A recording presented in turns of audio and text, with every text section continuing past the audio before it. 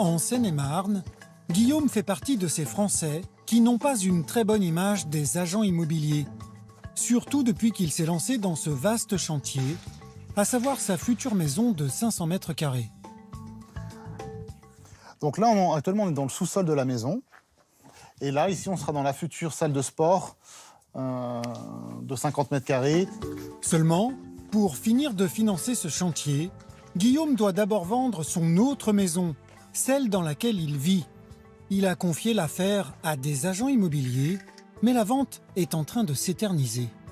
Ça fait quand même 6 mois qu'on a mis en vente la maison. On aurait espéré qu'elle se soit vendue là, dans cette période-là, pour pouvoir terminer celle-ci. Donc c'est une position extrêmement inconfortable, celle d'attendre. Au-delà de ce retard, que reproche-t-il à ses professionnels? Voici sa maison, une habitation de 250 mètres carrés, avec à l'intérieur un salon, 6 chambres, une suite parentale et 2 salles de bain. Guillaume espère en retirer 224 000 €. Pour cela, il passe par 3 agences immobilières.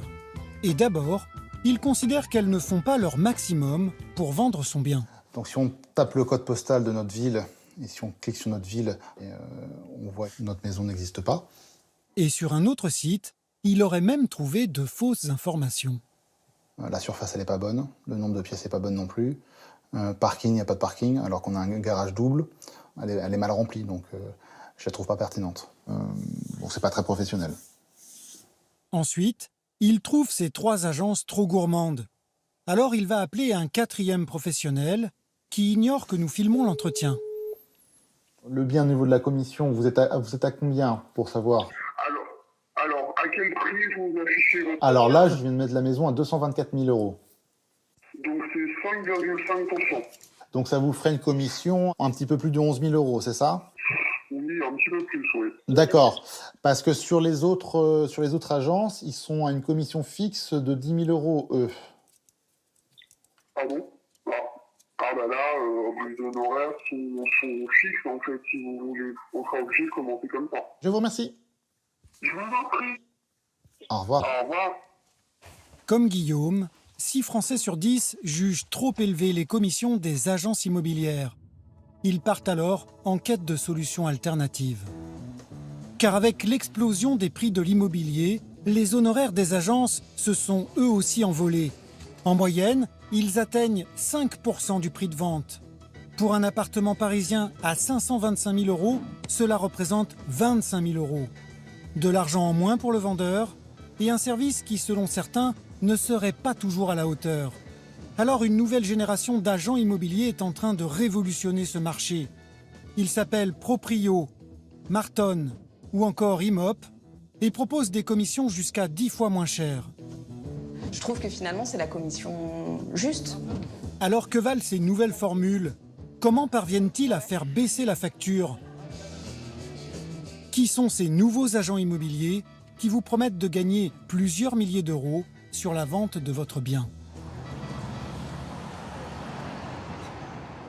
En plein cœur de Paris, nous avons rendez-vous avec l'un des leaders des commissions à petit prix. Et ce jour-là, on a plutôt l'impression de débarquer chez une bande de copains. Vous avez sifflé tout le café déjà? Le tout dans un appartement tendance, décoré avec soin. On n'est pas tous costards, cravates, c'est pas trop l'idée de la maison. Le côté informel nous va bien, quoi. Sauf qu'il s'agit d'une start-up en pleine expansion. En mai dernier, les 2 fondateurs ont levé 5 millions d'euros de fonds. Pardon. Petit speech de bienvenue. Putain, c'est super impressionnant en fait la On est beaucoup en fait. Les 2 patrons n'en reviennent pas. Déjà 25 salariés en 1 an et demi d'existence. Il faut garder en tête que voilà, maintenant on est dans des bonnes conditions, on bosse bien, et donc on a toujours des gros challenges là sur 2018-2019 et on compte sur vous pour continuer à nous aider et à faire un super boulot pour qu'on avance tous ensemble. Ok ?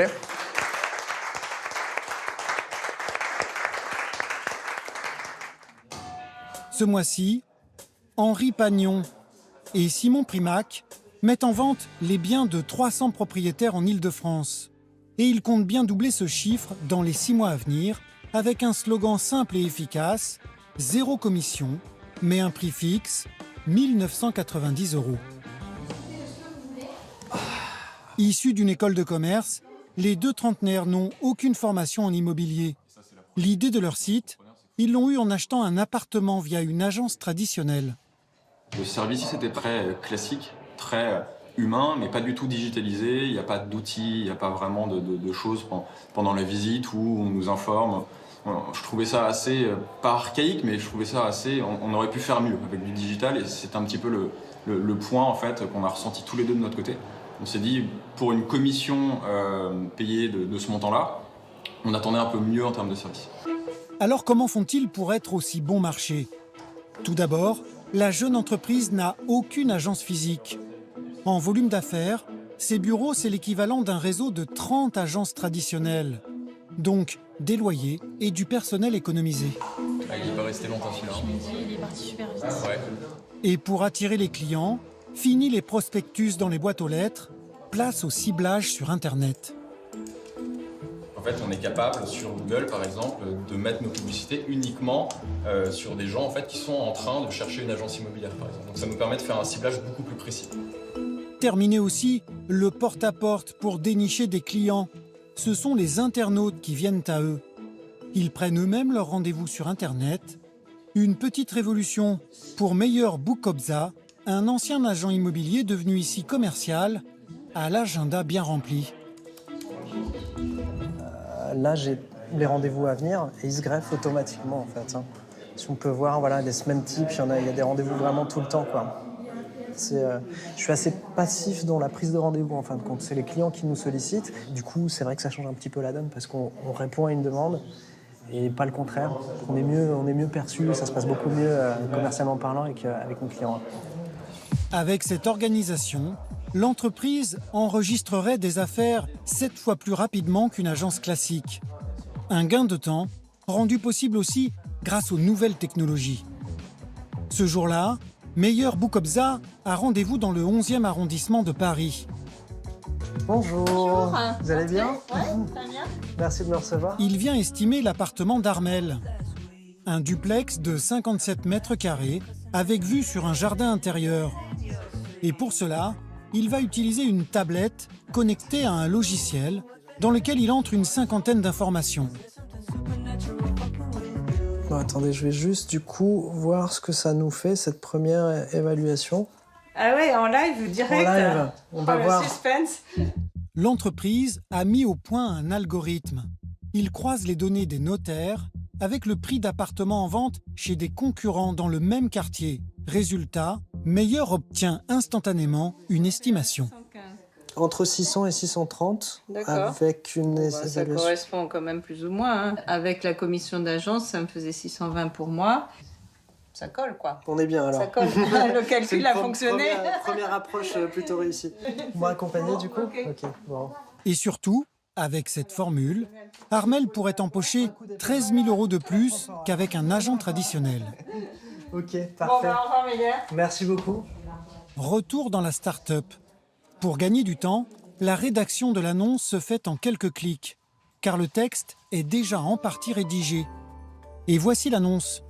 Une présentation impeccable, d'autant plus qu'un photographe professionnel est passé. Cela fait partie du contrat, tout comme la diffusion de l'annonce dans une vingtaine de sites. Mais que vaut vraiment ce concept? Sur les réseaux sociaux, dans la majorité des cas, les internautes se disent satisfaits. Seulement, l'entreprise a refusé de nous donner son taux de vente réussi sur les 6 derniers mois. Et surtout, il faut savoir qu'avec ce nouveau modèle, le propriétaire doit avoir beaucoup de temps libre. Bonjour. Bonjour, Validé, enchantée. Entrez. 4 jours après la mise en ligne de son annonce, Armel en est à sa 5e visite. Allez-y. Ah oui, carrément, c'est très très charmant. À moins de 2 000 € le forfait, c'est elle qui accueille les potentiels acheteurs. Toutes les fenêtres sont en chêne et en double vitrage. Et ce n'est pas de tout repos, car selon elle, les acheteurs ne sont pas toujours très fiables. Ils s'inscrivent sur le site, donc moi je donne mes horaires, donc ça semble très cadré, etc. Sauf qu'une fois que les gens ont coché, très souvent je reçois un texto « Ah bah finalement je ne vais pas pouvoir venir » ou « Est-ce que vous n'êtes pas libre 1 heure plus tôt ou 1 heure plus tard ?» 2 semaines après la mise en vente de son appartement, Armelle n'a toujours pas d'offre pour son duplex. Ok, merci beaucoup. Au revoir. Sur ce nouveau marché des agents immobiliers qui cassent les prix, d'autres vont encore plus loin. À Montreuil, en banlieue parisienne, Laetitia se rend chez le notaire pour signer la vente de son 2 pièces. C'est grâce à Grégory Vaillant, son agent immobilier, qu'elle a retrouvé le sourire. J'ai la clé du bonheur. Alors que son agence de quartier peinait à lui trouver des acheteurs, Grégory a débloqué la situation en moins d'1 semaine. Oui, ça fait bizarre en fait, ça y est, on y est. Ça fait bizarre de donner les clés, Non, j'avoue, je suis un peu... Ça me fait quelque chose, quoi. Mais voilà, il était temps. Et c'est Laetitia qui a fixé le montant de ses honoraires. Oui, mais je me souviens plus le montant. Moi, je vais vous rafraîchir la mémoire. 10 562,50. Ça faisait quoi, 3... 25. 25, voilà, parce qu'au départ j'avais dit 3 et puis je suis passée à 3,25. Donc, À la différence des agents classiques, Grégory laisse à ses clients la liberté de choisir le montant de sa commission. Une commission que ses clients fixent au final entre 0,5 et 5% du prix de vente. Non, mais moi je suis peut-être un peu dingue, mais je crois vraiment pas forcément à la générosité des gens, mais au moins à l'honnêteté des gens. Et je pense que si on fait bien son travail, il n'y a pas de raison qu'on cherche à vous arnaquer ensuite. Merci. Avec cette formule, baptisée « Comme il vous plaira », Laetitia a économisé près de 7 000 € sur la vente de son appartement. Si le concept est osé et novateur, en revanche sur le terrain, Grégory travaille à l'ancienne. Bonjour. Grégory. Vous allez bien ? Pardon. La cuisine, vous la laissez comme ça ou... Lors de ses estimations, pas de tablette dernier cri, mais un petit calepin. Vous avez une idée de votre consommation de gaz à peu près ? On ira voir la cave après. Et en cas de doute, il sort son mètre. Ça fait presque 9 mètres carrés. Okay. Son idée de commission libre, il l'a eue quand il a vendu son appartement pour acheter une maison. À l'époque, il est passé par un agent immobilier qui lui a pris 40 000 € de commission. Je me suis dit, plutôt que 40 000, de lui donner 40 000 alors qu'il a fait peu de visites et que ça n'a pas été un engagement de dingue, j'aurais préféré le payer 30 000 ou 20 000, peu importe, mais garder une petite poire pour la soif et m'acheter une nouvelle cuisine. Et donc, c'est un peu de là où est venue l'histoire, en me disant, OK, je pense qu'il y a quelque chose à faire pour que ce soit plus juste. Et pas d'avoir la sensation en tant que client de se dire, je me fais avoir. Depuis qu'il a lancé son concept, il y a 1 an et demi, Grégory travaille en moyenne 60 heures par semaine. Alors pour être rentable, il négocie des exclusivités. Cette fourchette-là, je suis sûr de vendre votre bien. Écoutez, merci pour tout. Merci beaucoup. Merci, et puis à très vite. Bonne journée. Merci. Lui non plus n'a pas de vitrine. Il travaille à son domicile, au Raincy, en Seine-Saint-Denis. Pas de budget publicitaire pour se faire connaître, seulement du bouche à oreille. Et il est plutôt chanceux. Sur 20 ventes, seul un client lui a donné le pourcentage le plus bas, 0,5%. Je suis pas convaincu que la personne était déçue de la prestation. Peut-être qu'il a joué le jeu et il a voulu profiter du système. Alors bon, voilà.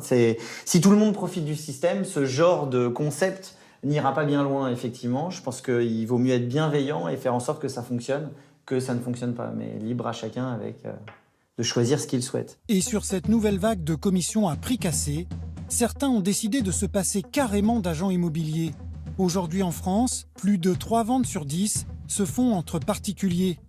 Une tendance qu'un entrepreneur a décidé d'exploiter.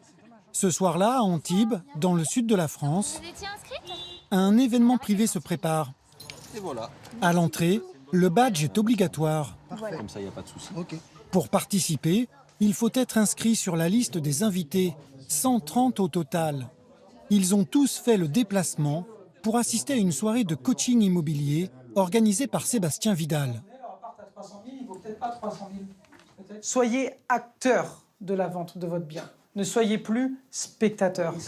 En 45 minutes, Sébastien va leur apprendre à vendre leur appartement comme de vrais agents immobiliers. Pour se différencier, qu'est-ce qu'il faut faire? Mettre un panneau, tout simplement. Déjà, un panneau, c'est 30% de visibilité supplémentaire. Des conseils et quelques ruses de professionnels, mais dans le lot aussi beaucoup de bon sens. Dans les 200, 250 000 euros, il a sa place. Les photos, mettez-en plus que 3. Alors je sais, il faut payer 8 € pour mettre 5 photos en plus. Investissez.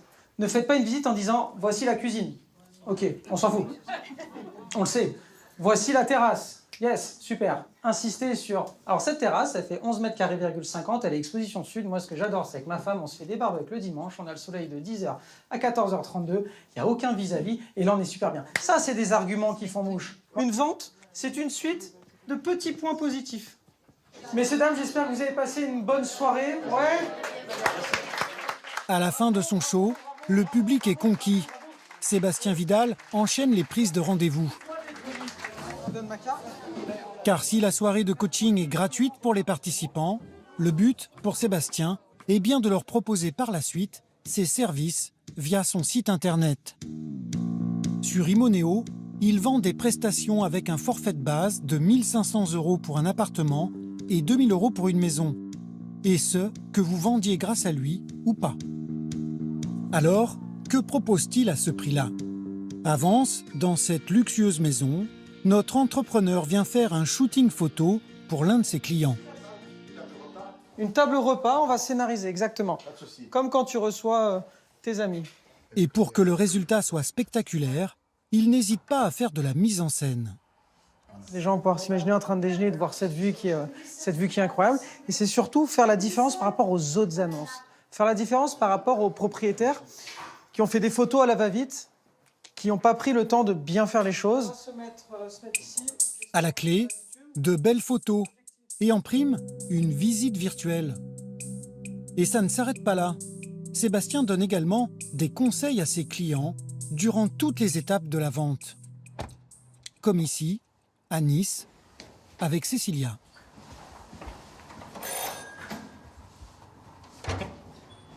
Bonjour. Et bonjour. Comment ça va? Ça va Merci. et vous? Impeccable. Cela fait 6 mois qu'elle tente de vendre son appartement. Alors, c'est parti. Un 81 mètres carrés évalué à 297 000 € avec quelques défauts. C'est que lorsqu'on vous allez faire les visites, c'est de relever les stores. Ok. Il y a du vis-à-vis, il y a X choses, ça y sera tout le temps. Donc on ne le cache pas, au contraire. Et l'autre point noir, c'est le balcon, pas très ordonné. Ce balcon-là, il est beau, il est grand, il a la belle exposition qui va bien, il faut le remettre en valeur. On pense pas à tout ça parce que c'est vrai que du moment qu'on décide de mettre l'appartement en vente, c'est comme si on était déjà passé à autre chose. Voilà. C'est vrai qu'on se consacre déjà aux futures recherches, que ce soit de la location ou de l'achat. Donc c'est vrai qu'on a tendance, à tort, de laisser un petit peu tomber son bien. Si la jeune femme vend son appartement, c'est parce qu'elle se sépare. Et sur ce point, le coach va lui donner un précieux conseil. Ne surtout pas en parler aux acheteurs. Pas forcément mentir, c'est tout du moins cacher la vérité pour que l'acheteur ne soit pas en situation de force. Voilà. Moi, je suis là pour aider les vendeurs, aux acheteurs de se débrouiller, d'être de bons négociateurs. Et moi, je protège mes vendeurs. Donc effectivement, ce balcon, c'est à revoir. Et voici le résultat. L'appartement semble tout droit sorti d'un magazine déco. Un grand ménage a été fait sur le balcon. Et sur l'annonce, il y a même une photo de Cécilia, tout sourire. 9 jours après sa mise en ligne, Cécilia avait reçu 4 visites, mais toujours aucune offre.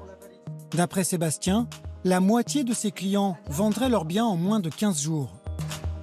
En tout cas, que ce soit du coaching, des prix réduits ou même variables, ces nouvelles formules sont toutes en plein essor. Alors face à cette nouvelle concurrence, les agences classiques ont décidé de riposter. Il était une fois la maison du vassal d'Asparin, nichée sur les hauteurs de la ville près des ruines du château. Pour redorer leur image, certains agents immobiliers se mettent en scène de façon décalée pour vanter un bien. Par contre, il paraît que c'est le déguisement de la Reine des Neiges, mais j'ai pas fait exprès, alors on va dire que c'est une princesse, d'accord? D'autres rivalisent d'ingéniosité en proposant toujours plus de technologie. Visite de maisons virtuellement rénovées ou exploration en 3D sous toutes les coutures, des techniques encore peu répandues. En fait, C'est surtout sur le terrain que les agences cherchent à gagner la bataille en proposant des expériences inédites, comme dans ce village du Calvados. Deux routes. Vous avez la route de droite et vous avez la façade ici, donc en face de la route que je... Gisèle et Jacques ont eu un coup de cœur pour cette maison. Problème, elle est mitoyenne et surtout elle est en bordure de route. Allez-y, je vous laisse rentrer. Chloé Bonneau, leur conseillère immobilier chez Capifrance, va leur proposer un nouveau concept. Tester la maison eux-mêmes. Comme je dis à chaque fois, vous faites comme chez vous. Eh ben, ils vont pas être déçus. Donc je prends mon téléphone. Dès que vous avez fini, vous me rappelez. Pendant 2 heures, le couple a carte blanche pour inspecter la maison dans les moindres détails. Ses défauts vont leur sauter aux yeux. Voilà. Voilà. Bon, ça non chance. Alors, une voiture, un camion. Non, ça me gêne quand même. Oh. Le bruit. Tiens, voilà. Ça, c'est un transporteur d'un... Non, puis après, ça va devenir une obsession. Non. Voilà. Ah oui, tiens, tu vas focaliser là-dessus. Oui, non. Et on risque de s'engueuler. Oui, on risque d'avoir des journées... Des mots. Des mots. Non, puis l'escalier, non. Plus Gisèle et Jacques passent de temps sur place, plus ils se rendent compte que cette maison n'est pas faite pour eux. Vous pouvez pas avoir une conversation ici, vous avez les gens à côté, ils vous entendent. Si on s'entend pas bien avec le voisinage, ça devient vite l'enfer. Ça devient l'enfer. Hein. L'enfer. Ah oui, non. Si l'expérience n'est pas concluante ce jour-là, en revanche, elle est utile pour de nombreux acheteurs. Grâce à cette formule lancée il y a 1 an, les ventes immobilières seraient 3 fois plus rapides.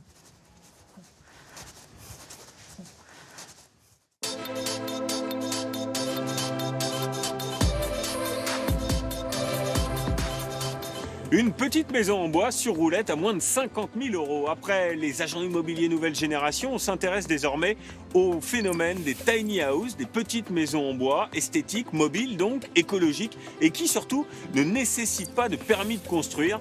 Comptez entre 35 000 et 75 000 €. Les ventes depuis quelques années et depuis quelques mois surtout sont en plein boom. Plusieurs dizaines de constructeurs se sont positionnés sur ce nouveau marché. Alors question, est-ce une si bonne affaire? Que prévoit la législation? Et qui sont ces nouveaux adeptes d'une vie plus simple? C'est un grand reportage signé Claire Delphini.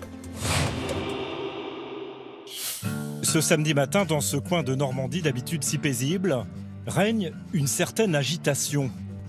Ces 250 personnes ne sont pas venues pour une visite à la ferme, mais uniquement pour découvrir de drôles de maisons. Une journée porte ouverte, organisée par Bruno, un charpentier de la région. Le tout premier fabricant de ces maisons en bois mobile. À peine 20 mètres carrés habitables, qui portent bien leur nom. Tiny house, des micro-maisons, avec tout le confort et aménagées avec ingéniosité. Si vous avez des questions, je suis là. Voilà. N'hésitez pas. Alors la machine à laver, elle se cache derrière. Et là, tu as un compartiment poubelle. Je ne sais pas s'ils mettront vraiment les poubelles ou quoi, mais pour pouvoir faire son tri. C'est bien ça.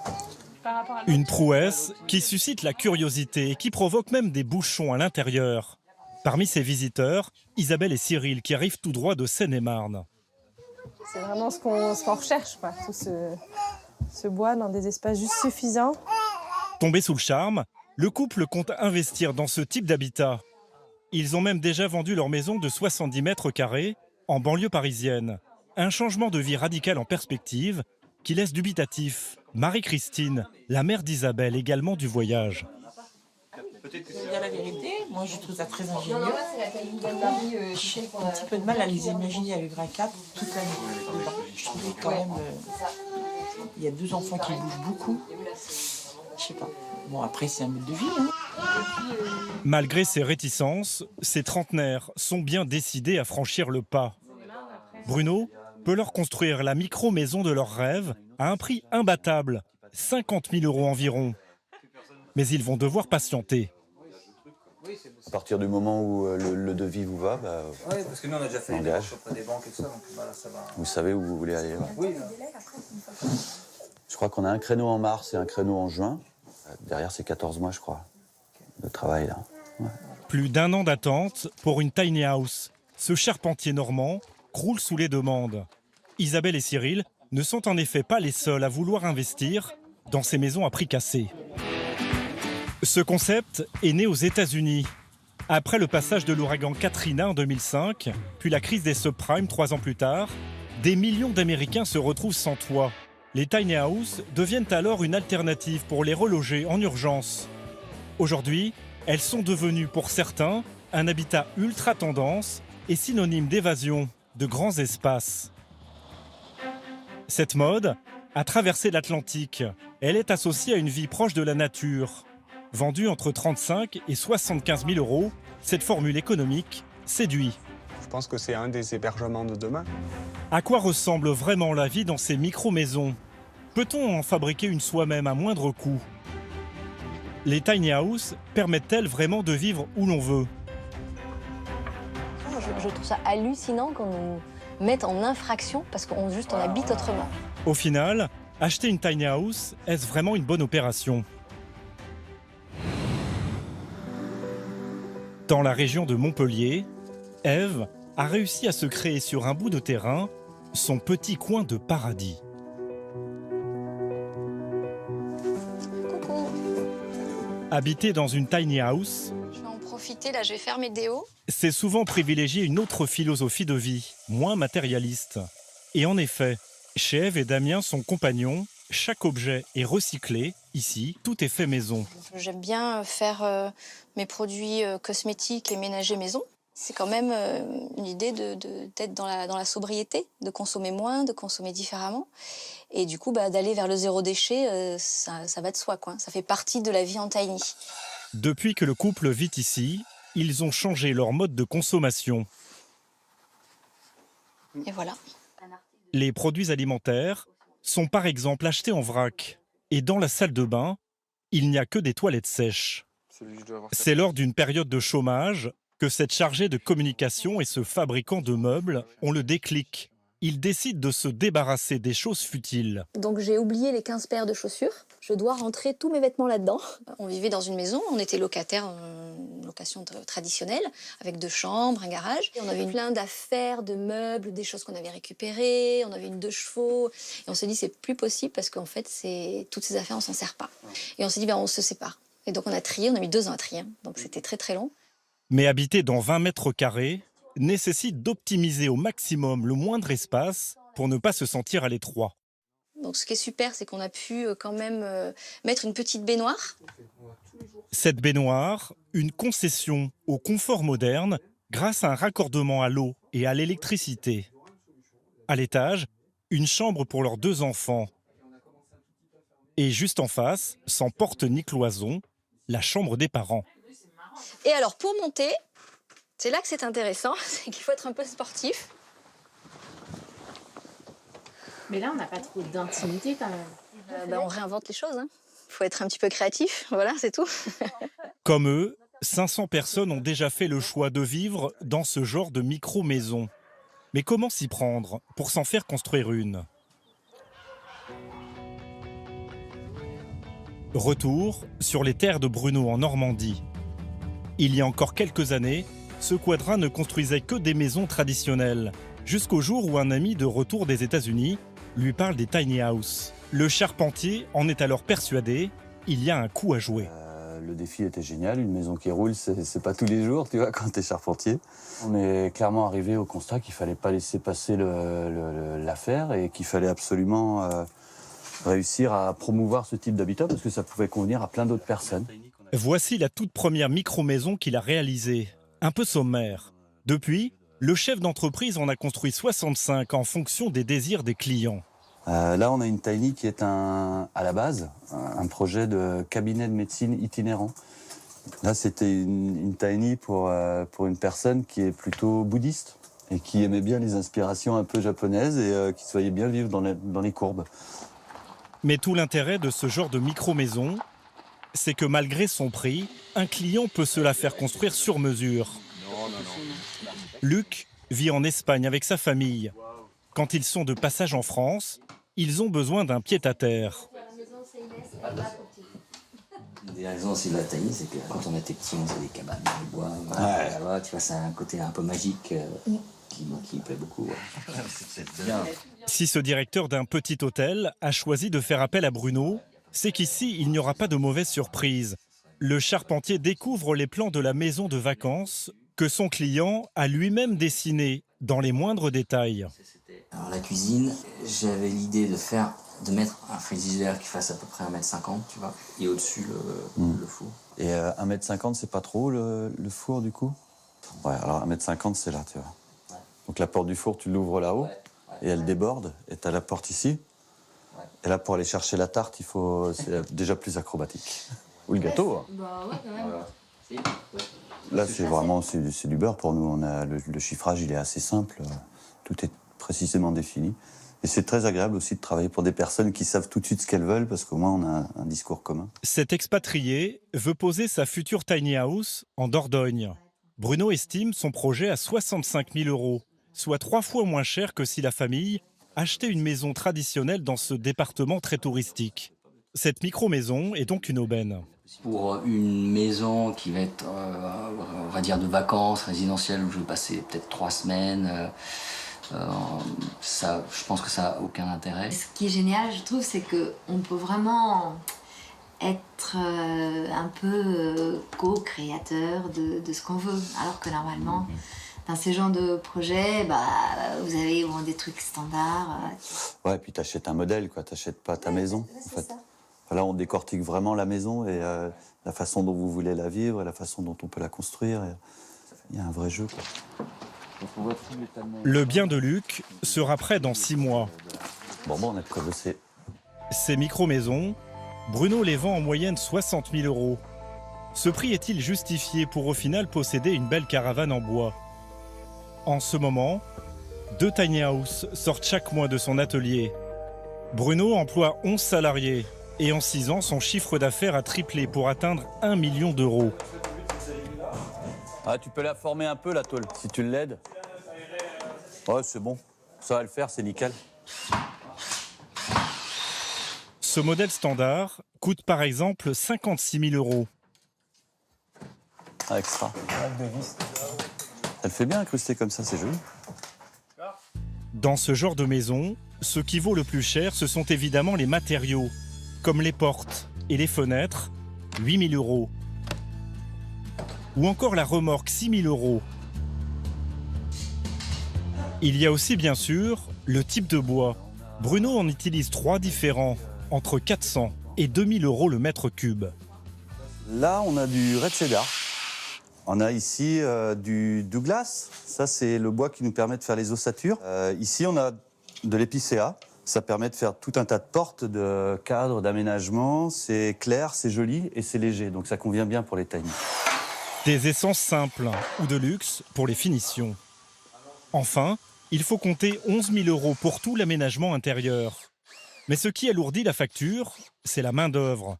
4 salariés à plein temps pendant 1 mois sont nécessaires pour la construction d'une seule tiny house, ce qui représente 45% du prix global.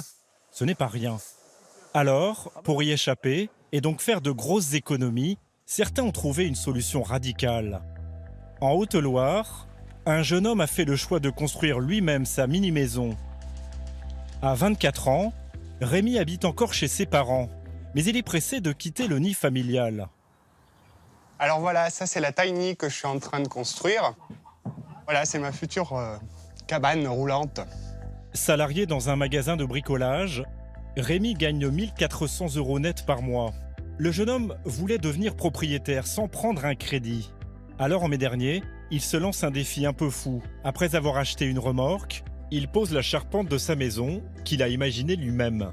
Il installe un pare-pluie en plastique pour que la structure soit étanche, puis la recouvre d'un bardage en bois. Coût total de sa tiny house, 15 000 €. Rémi espère y habiter dans 1 mois, mais il y a encore un peu de boulot. Son cousin Vincent est venu lui prêter main forte pour finir l'isolation avant l'arrivée de l'hiver. Si on fait pas ça, ça va faire rentrer du froid, quoi. Parce que là, juste en dessous de cette bâche, c'est directement le garde-boue. Donc ouais, c'est des parties qui restent quand même humides et qui vont amener de la fraîcheur. Ouais, bah nickel, si, ça fait bien. Construire une tiny house reste une longue aventure, où on en apprend tous les jours. Il vient par exemple de se rendre compte qu'il a oublié une planche pour son caisson. Oui, il faut redémonter les petits et visser un bois comme celui-ci, carrément derrière. Bon, c'est pas grave. Tant que c'est pas coupé trop court, on peut encore faire ce qu'on veut. Et voilà. C'est un jeu de construction, quelque part. Après avoir rectifié le tir, Rémi n'a plus qu'à poser son isolant. Pour le couper, il a une technique bien à lui, à la tronçonneuse. Une astuce pour réduire encore plus les frais. Ici, pour couper un isolant comme ça vaut une trentaine d'euros. Et une fois qu'on a fini d'isoler, on s'en sert plus, normalement, de la scie. Donc, plutôt que d'avoir quelque chose qui me serve à rien dans mon garage, je préfère économiser 30 € et trouver une autre solution pour couper l'isolant. Qui coupe tout aussi bien. Normalement, oui.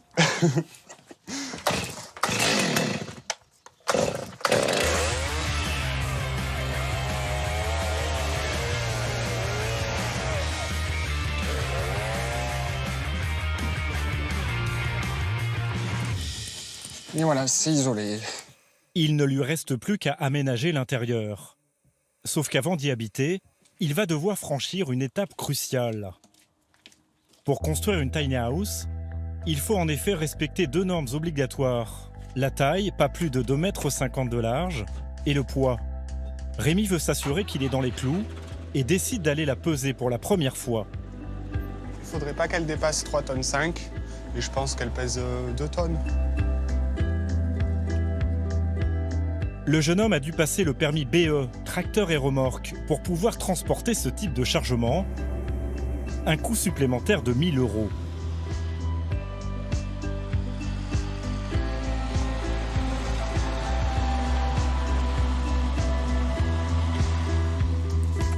Bonjour. Bonjour. Rémi, je viens pour poser ma remorque. Oui, parce que... Ouais, ben on est bon. Ah oui, on est déjà à 2 tonnes 420. Donc on a déjà grignoté un peu la marge. Ouais, du coup, maintenant, il va falloir que je fasse attention à utiliser des matériaux assez légers. Merci. Tous ceux qui sont un peu manuels peuvent se lancer dans des projets comme ça. Ils n'ont vraiment pas de soucis à se faire. Dans un mois, je suis tranquille dedans et j'invite tous mes amis. C'est la crémaillère. Au total, il aura fallu 5 mois à Rémi pour fabriquer sa fameuse tiny house. Prochaine étape, l'installer sur un terrain qu'il n'a pas encore trouvé. Et c'est là peut-être que les choses risquent de se compliquer. Car en France, aucune législation n'existe pour ces maisonnettes. Le mot tiny house est même absent du code de l'urbanisme. Par défaut, comme il s'agit d'un habitat sur roue, la plupart des communes se réfèrent à la réglementation sur les caravanes, obligeant leurs propriétaires à demander une autorisation d'occupation, que le terrain soit public ou privé. Aujourd'hui, rares sont les maires qui donnent leur feu vert. Résultat, face à la multiplication des refus, de plus en plus de propriétaires choisissent de vivre dans la clandestinité. Donc je trouvais un lieu où personne ne se voit. Il y a 2 bonnes dames charitables et on prête un bout de terrain de chez eux. C'est pour ça aussi qu'on ne veut pas trop passer à la télé parce que voilà, ils ne nous ont pas déclaré. On n'a pas construit cette tiny pour avoir ce manque de sérénité. En fait, on veut payer des taxes d'habitation, on veut être légal, on veut être reconnu. La réglementation est tellement compliquée pour les habitats légers qu'on n'est pas dans cette légalité-là, quoi. Mais à ce petit jeu de cache-cache, certains sont démasqués et poursuivis devant les tribunaux. Nous retrouvons Ève et Damien. Malgré les apparences, de gros nuages s'accumulent au-dessus de leur maison du bonheur depuis plusieurs mois. Et oui, on a tout pour être heureux. Finalement, la contrainte, c'est l'administratif. Le couple a posé cette tiny house sur un terrain privé avec l'accord de la propriétaire, à qui il paye l'eau et l'électricité. Dénoncé par un voisin très procédurier pour absence de déclaration en mairie, la commune vient d'engager une action judiciaire contre eux pour infraction au code de l'urbanisme. Dans son plan local d'urbanisme, la commune n'autorise pas de vivre dans une caravane. Ce qu'on appelle camping caravaning sur une période de plus de 3 mois. Donc comme résidence principale. Ça, c'est pas autorisé. Du coup, vous, ils considèrent que vous êtes dans une caravane. Oui. Vivre en tiny house, pour nous, c'est pas du camping. C'est un habitat, c'est notre résidence principale. On habite là tout. Qu'il juge ubuesque, le couple est dépité. Donc elle est tout le temps en train d'accueillir du monde. Je trouve ça hallucinant qu'on nous mette en infraction parce qu'on habite autrement, qu'on nous juge là-dessus. Ça, je trouve que dans un territoire comme le nôtre, avec la problématique de l'immobilier, mon premier réflexe a été la colère, quoi. J'ai dit, mais j'ai halluciné complètement. Mais je lâcherai pas, je vivrai toujours en tiny. Non, je suis désolé, je lâcherai pas. Poursuivis, Ève et Damien sont en attente de jugement. Ils risquent une amende de 120 000 € maximum qui pourrait les ruiner. Et aussi d'être expulsés du jour au lendemain. Mais pourquoi en est-on arrivé là? Nous sommes allés poser directement la question au maire. Vous voulez qu'on aille où? Dans votre bureau, si c'est possible. Ah, c'est on vous suit. Cet élu n'a pas l'intention de leur accorder le moindre passe-droit. Pour lui, la loi, c'est la loi. Par leur situation, aujourd'hui, je ne peux pas leur faire payer l'impôt, je ne peux pas... Vous comprenez, il n'y a rien de réglementaire dans leur installation. Aujourd'hui, pour moi, ils sont comme s'ils étaient dans une caravane, une maison sur roue. Nous, dans notre règlement d'urbanisme, c'est interdit. Non, moi, j'applique le règlement, quoi. Pas plus compliqué que ça, quoi. En fait, moi, je comprends pas pourquoi les maires sont aussi frileux de ce type d'habitat. Mais aujourd'hui, nous, on s'est pas préparé à tout ça. On l'avait pas programmé, nous, cette arrivée-là. Les choses peuvent changer, mais il faut laisser le temps au temps, quoi. Ça, c'est pas comme ça. On arrive, on change la règle, on change le truc. Alors, nous, on vit comme ça. Demain, vous en avez un qui vient me dire, moi, j'ai envie de vivre dans une tente d'Indien. Puis tiens, je vais vous la mettre là-bas sur la place du village. Ok, super, bienvenue, monsieur. Non, c'est pas ça la vraie vie, quoi. La vraie vie, c'est pas ça. Une commune qui ne tolère pas ce genre d'habitat alternatif. D'autres, au contraire, y voient une formidable opportunité d'offrir un toit aux plus démunis. À 400 km de là, à Cergy dans l'Ain, des tiny houses ont poussé d'un coup sur ce terrain prêté par la mairie. Ce lieu est géré par une association caritative avec à sa tête Christiane et Paul. Lorsque le couple découvre le concept de tiny house, ils y voient une solution toute simple contre le mal logement. Un appartement dans la région de Genève, un F2, ça coûte tout de suite 150 200 000. Donc pour ce prix-là, on peut avoir 4 tiny. 4 maisons pour le prix d'un appartement. Donc on ne peut pas vraiment comparer. Donc au niveau de l'accueil de personnes pour une durée temporaire, je pense que ce modèle il est économiquement beaucoup plus intéressant. Et plus intéressant aussi pour la personne accueillie, puisqu'elle est chez elle. Achetés grâce à de généreux donateurs, les 3 tiny houses de Christiane et Paul sont destinés à des personnes en grande précarité. Comme Nelly, 47 ans. Après une séparation et la perte de son emploi, Nelly se retrouve à la rue. Puis cet été, enfin, elle sort la tête de l'eau, grâce à l'association qui lui propose de poser ses valises dans l'une de ses micro-maisons, tout équipée. Je me faisais beaucoup de mauvaises idées en me disant c'est quoi, c'est une caravane, c'est un truc où il fait froid, tout pourri, tout voilà. Et en fait c'est tout l'opposé. Donc j'étais super heureuse parce que j'avais besoin de me poser et c'était un endroit qui était digne, où on peut se sentir vraiment chez soi. Ce logement, un vrai soulagement pour elle, car dans la région, les prix des appartements sont exorbitants et inaccessibles. Là, par exemple, un appartement de 23 mètres carrés à Ferney, c'est 690 €. À Saint-Genis-Pouilly, un appartement de 22 mètres carrés, 857 €. Au chômage, je gagnais à peine 1 000 €. Donc, c'est juste pas possible de payer un loyer de ce prix-là, quoi. Ici, Nelly ne paye que les charges d'eau et d'électricité, soit 100 € par mois. S'il y avait payé cette association, j'aurais zéro solution à devoir rester dans ma voiture, à appeler le 115 tous les jours pour pas se retrouver dehors, en attendant que peut-être un logement tombe, mais sans travail, c'est quasi impossible. Nelly vient de retrouver un emploi d'agent de sécurité en CDI. Elle espère d'ici 1 mois trouver un logement et quitter l'association. Quant à Christiane et Paul, ils ne comptent pas s'arrêter là. Ils ont déjà réuni la moitié des fonds, soit 25 000 € environ, pour acheter une 4e tiny house. Et donc la tiny qu'on aimerait, c'est une tiny familiale. Oui, ça sera en fait une encore plus grande que celle qu'on a actuellement, avec 2 couchages au niveau supérieur, pour accueillir une maman avec 2-3 enfants ou un papa avec 2 enfants. Grâce à ce couple, une vingtaine de personnes en grande précarité a déjà bénéficié de ces tiny houses avant de voler à nouveau de leurs propres ailes.